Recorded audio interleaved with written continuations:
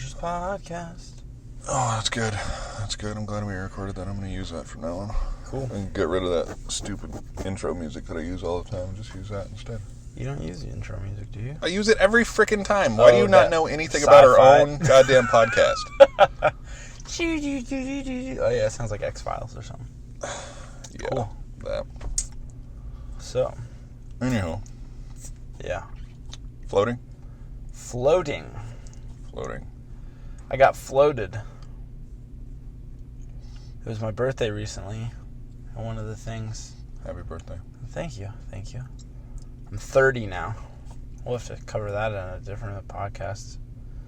Man, 30. Yeah. Anywho. Your life's at least half over. When I turned 30, my mom asked me what I wanted. And so I just asked her for a gift card for a flotation tank. For those that don't know what a flotation tank is, it's basically just a large, funny-shaped bathtub that's fully enclosed except for a shower door, basically. Mm-hmm. And you step inside, close the shower door, and then you lay down in this giant bathtub. And it's a deprivation tank, so when it seals up and after the light goes off, it's completely quiet and completely dark. And that allows... You're not thinking about anything around you anymore because you're not getting any sensory input from your body, and the water's just under body temperature. So after you get used to it and you sit there and float for a second and stop moving around, you almost don't feel anything anymore. The air and the mm-hmm. water feels all the same as your skin, mm-hmm. and you're just weightless floating there. And if you can get used to that, you can dive into your mind. Basically, your brain becomes supercharged because you no longer have to think about all the little things your body's doing, mm-hmm. which you don't really realize day to day that you think about, but your brain is processing, okay, I'm sitting on this seat, okay, my feet are hot, okay, I feel the wind blowing on my face. Every little thing that happens, your brain has to process that. Mm-hmm. And a lot of times it's subconscious, so you don't really think about it, but once you peel all that back, you can just float in there and you can just relax your mind if you want. You can sleep. Some people just go to sleep and just rest. Mm-hmm. The salt water the water has like thousands of pounds of Epsom salt in there too. So the water is super dense, so it makes you more buoyant, so you float easier. Not really relevant, but it just feels really thick. Yeah. It's like syrup. Yeah, it's weird. When you get in, you feel it. It just feels different. And yeah, so I got floated. And so today we figured maybe while it was fresh in this was yesterday, I just got floated. So we figured that we would just kind of talk about that for anybody who's interested in that, and what I kind of used it for, and what I tried to do, and what happened, and what my experience was. So did you do this high, or did you not? High on drugs? Or in a meditative state? Either or. Yeah, when I went in there, I meditated. I recommend that people practice meditating, maybe look up some videos and stuff, mm-hmm. and learn like just some simple like breath meditation stuff, focusing on your breath, because right. when you go in there, if you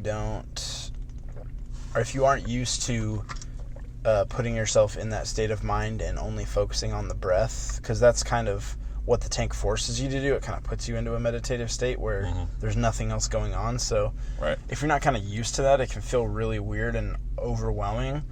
And I could see, like, I even got like a little freaked out for half a second, probably like 30 seconds out. Like my breathing increased and the air's real warm, so it felt like it was hard to breathe. I'm like, oh my gosh, I was like panicking a little bit. Uh-huh. But since I meditate every once in a while, I knew, okay, just relax, close the eyes, and whether your eyes are open or closed, it's completely dark, so it doesn't really matter. Right. But I just kind of closed my eyes because I'm used to it, focused on my breath in and out, breathed real deep and slow breaths in and out, and I was able to set my mind straight and relax, calm back down.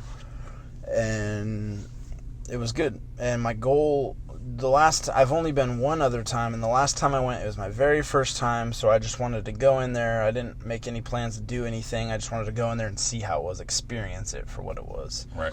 So the first time I went in, floated for the first half hour, I would say. The concept of time is kind of difficult too because you have no reference, but I would say for maybe the first half, I was like opening and closing my eyes, just seeing how crazy it was. I had my eyes closed. I would try and do a little meditation here and there. I would think about random things, and your mind kind of races around because it becomes so much more available. Basically, you have all this free space to think about stuff because you're not thinking about the other things. So if you can't steer it, your brain like ping pongs around like crazy. Mm-hmm. At least that's what it did for me. And it was kind of racing and stuff. So this time I'm like, I'm going to go in there. I'm going to put a specific goal in my mind for what I want to think about and focus on. And so when I went in there this time, I decided I wanted to think about my goals, wanted to think about my photography stuff I've been working on and trying to get more serious with. And it was kind of one of those things where like I kind of had some expectations, and then when I got in the tank, I did some of it, and some of it kind of fell apart, and I just accepted it for what it was. I didn't try to control anything too much, but I had fun with it. I played with it and saw how it was. So I laid in the tank, did a little meditation to kind of calm myself down and get my brain slightly quieted so I could focus on what I wanted to.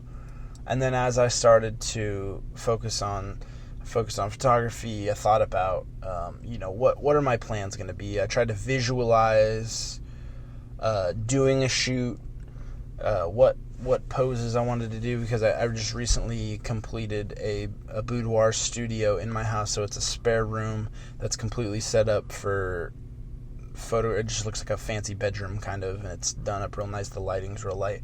So I just and I haven't shot in it yet, so I kind of just ran through the process in my head of a mock-up shoot in my head of what am I going to do, where am I going to ask him to sit, how am I going to ask the model to pose, what are things I want to get better at, what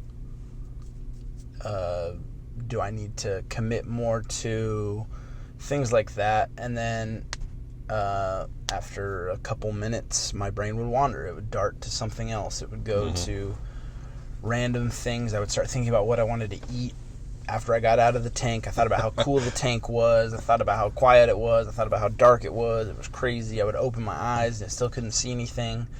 Some people do say that they will hallucinate a little bit. The only thing that I really saw this time was it's like there was levels of darkness. It's like I couldn't see anything. Everything was dark, but it's like your eyes almost tries to make up lighter spots.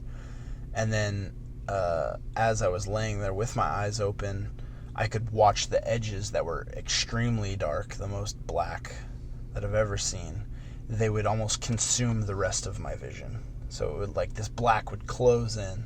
So it's like kind of freaky and kind of weird. But I mean, I knew that obviously I was just in the tank and there wasn't anything crazy going on. So it was just kind of neat to do that. And then I would go back, try to think about photography more. Would try to think about personal relationships a little bit. Sometimes I would just try to, I did a few minute run. Again, you kind of don't really know what time is. And I would just meditate and just try to fully relax and just kind of put my mind at rest and just enjoy the comfort of it all. So I kind of did different things throughout it. There was different sections of it, and overall it was a very good journey. This time, on the first time, the second half, I fell asleep, and so I just kind of slept through the second half. I woke up and I was like so rejuvenated, feeling I felt so relaxed, like I just got out of a massage or something. This time I stayed awake throughout the whole thing, and when they go to like wake you up, there's a light at the top of the tank that turns on to wake you up, and then if it's got like motion sensors or something, and if it doesn't sense any movement or you don't open the door, after like a minute or two, water jets come on to like move you, to shuffle you, like if somebody's sleeping, like deep sleep. Which awesome. The first time I woke up and the jets were on, so I didn't even wake up when the light came on. Like that's how out I was. Right. This time I saw the light come on. I think my eyes were open and the light turned on, but I was like, I'm just gonna like lay here and just relax and experience this weird floating sensation now that I can see, and just see what happens when the water comes on. So I was still like super relaxed, and then after a minute you hear the jets start kicking on, jets turn on, and they kind of like blow you from the top and kind of push you like to the end of the tank, and your feet bump into it. So I'm just like laying there relaxing, and then I just kind of start slowly floating down, and I'm like watching, and I just bumped the end of the tank, and then like I slowly got up and took a shower, rinsed off and stuff. But it's a really cool thing. I felt, if nothing else, you just feel super relaxed, and the salt's good for your skin and everything like that. The kind of secondary benefits are you kind of have quiet time to just think and process stuff while your brain is fully active and ready to go. So it was a good experience. People ask me if I would do it again. I would definitely do it again. I'd like to do it. The place that I went to here in Vegas is called IMR Float, and I think it's like $70 and you're in there for an hour. Ouch. So I think it was $70 for the hour. But yeah, if it was cheaper, like I would like to do it like once every couple weeks or like once a month or something. Mm-hmm.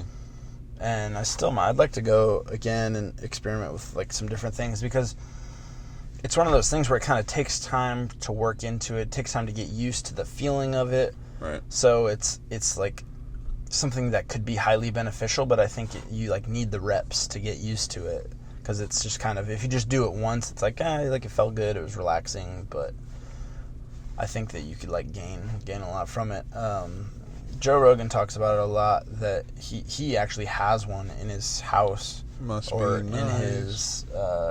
In his studio that he has, and so he'll do it every day if he wants, and he'll stay in there for 2-3 hours sometimes. Yeah, Which that would be another thing that would be cool. I wonder if I haven't asked the guy at the place if you're allowed to be in there for longer than an hour. I don't know if there's some... You just pay more or something? Or could be, yeah. That would be cool if thing. they had like a deal where it was like cheaper for your second hour or something if you just stayed in there, because everything else is already done.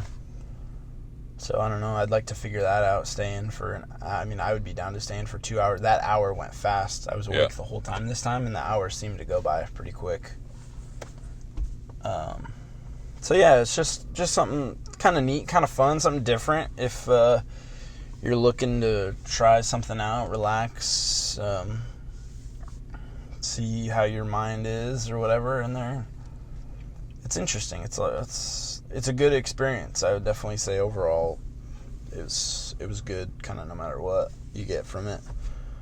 But yeah, that was kind of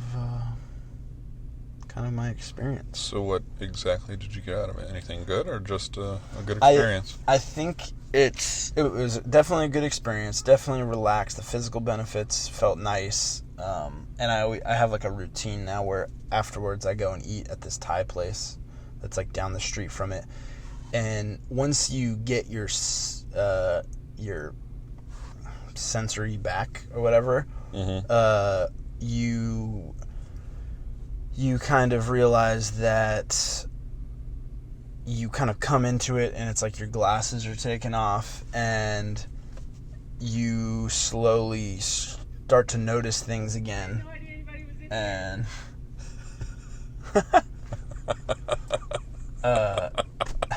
everything seems a lot louder because you're like in the quiet and you're in the dark. Everything, like you go outside and it's so bright and everything's so loud, and like your senses are kind of like heightened.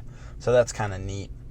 Right. And it's kind of wondering when you're talking about the Thai places, like food tastes better. Or yeah. Like your mind is kind of calmed, so you can focus focus on the food, and it was just like a super nice setting too. I just went in there, ate by myself, just like it's like a nice little kind of small Thai restaurant, and I sat down. They have like some like radio or whatever playing, and it's just like all like acoustic music, just had like really nice good vibes, and the food service was good. Food came out right away, and I got chicken pad thai, a little spicy, and it's just like so savory and everything, and like it's just very enjoyable. I just enjoy the whole experience, because I just by happenstance went to that place after I went the last time, and so this time I'm like, I'm gonna go again. That was really good. I enjoyed eating there, and so yeah, it was really good. So that was neat. It's just overall a fun experience. I enjoyed doing it, but I think that it's kind of one of those things where, like, you hear of people that say, like, okay, like, affirmations and stuff like that helps. Like, if you tell yourself, okay, like, you're gonna do better at this, you're gonna do better at this, whatever it is, you're trying to get better at throwing a basketball or whatever, you kind of, if you think about it and visualize it, a lot of people say that helps them achieve it, when they go to do it. So I kind of used it as that. So it's kind of hard to say, like, yes, it worked. Like, I kind of will have to see with time if me thinking about all of my goals and stuff like that is, if I can see a difference. It's going to be one of those things where it's like hard to measure. But I feel like there's so much power in the mind and in even the placebo effect that it's like, I don't really care either way. I feel like I want it to help, and it feels good to do it, and it feels like I'm doing the right thing, and if anything else, it just motivates me to keep on doing what I'm doing. So, I mean, it kind of works either way for me. So yeah, I mean, it was a good time. Well, I'm getting into meditation rather, lately, and so I'll tell my story really quick, because I've only done it one other time, and the complete opposite end of the spectrum. It was terrifying. But, so all the water's cool and stuff like that. It's probably going to be as close to weightlessness as you're going to get without, like, doing some kind of NASA training thing. But, yeah, it's an amazing feeling. The problem was, this was probably 3 years ago. I was quite a bit heavier, and I was like the what do you call it? The peak of my sleep apnea issues. And so I would go into the tank, and knowing that I don't have a CPAP machine, which basically breathes for you, because with sleep apnea you stop breathing when you fall asleep, especially when you're on your back. And so I go into sleep deprivation tank, and I sleep with a CPAP. Did I say that? Yeah. Anywho, felt like a life deprivation tank. But so I couldn't help but fall asleep, because when you have sleep apnea, it's like really hard to stay awake, especially if you're doing something that's not very stimulating. Yeah, exactly. It's like just movies, reading, and stuff like that. You fall asleep, so you go in a tank like that, and you're like out. But every time you fall asleep, you freak out, almost like you're falling, because it's like, I just fell asleep. I'm not going to be able to breathe. And it's like, they say that you can't drown in them because you're so buoyant. Yeah. It's like, I tried, like try to arch your back and see if you can get your face under the water. And you can't. So, I mean, it's like super safe, and it's just, the science is neat. But now I want to do it again, because I want to be able to relax. And I don't struggle with sleep apnea as much. So it'd be amazing. And now that I'm into meditation a hell of a lot more. Yeah. I can only imagine how amazing that would be. Yeah, I would say if, like, maybe even, like, my next time that I go, just going in there and just doing, like, a strict meditation for the whole hour. Because I've never done a meditation for that long. But it would be, like, it just feels, when you're doing it, like, even though you're trying to focus on, like, not thinking about stuff, you're thinking about how fucking cool it is that you're meditating in the tank. Yeah. Because it feels different than when you're just out in the world. I'm down. Where is this? Because the place I went was, I don't remember if it's Float You or Float Yourself or something like that, but they're not around here. They're not around anymore. Yeah, the place by the movie theater. Yeah. Yeah. they do like other weird stuff now. This place is on Eastern and Horizon. All right. I have to. IMR Float. I'm gonna have to give it a try then. Yeah. Yeah, I would be down to go back today. Minus the $75 part. Yeah, that's what stops me. I still owe my wife one because the one that I went on when I felt like I was going to die was also a birthday present from my wife. And I never returned the favor, so I feel really shitty because it came out and I told her how awesome it was and how great it felt. And aside from the fact that I wanted to die the whole time. Oh, she didn't do it that way. And then she did not do it. She just bought it for me, and I never bought her one. So I'm a total dick. So I feel like I can't even go do another one until I buy her one. So it's going to be $150 for me. Yowzers. They have, I don't know if they still do it. There's new owners now at this one, but when I was there for the first time, they actually have couples tanks too, where you can float together if you want to. That sounds like that beside the point. Yeah, I was gonna say, I feel like it kind of defeats the purpose. But I mean, if you're just going in there to relax, I mean, it's almost like a spa day, which would be kind of cool. I would like to do that too, just to experience it. I just like to experience different things. Yeah. But yeah, it would definitely be different. It wouldn't be as, like, I love how, like, personal and alone and quiet and everything's, like, totally... That may not be for everybody, because, like, my wife doesn't really seem to like alone time. And talk about being alone with your thoughts. I mean, it doesn't get more alone than that. Yeah, people that have, like, a lot of anxiety and stuff, I would say do your research on it and get used so you know what it is you're walking into before you just... try to lock yourself in a tank and freak out and don't like it or something or whatever it is. But yeah, I enjoyed it overall. I thought it was a fun experience, so we just kind of thought that we would chat about that today and let you guys know that that's something. Some people may not have ever even heard of it before, so I knew that I just heard of it probably a few years ago.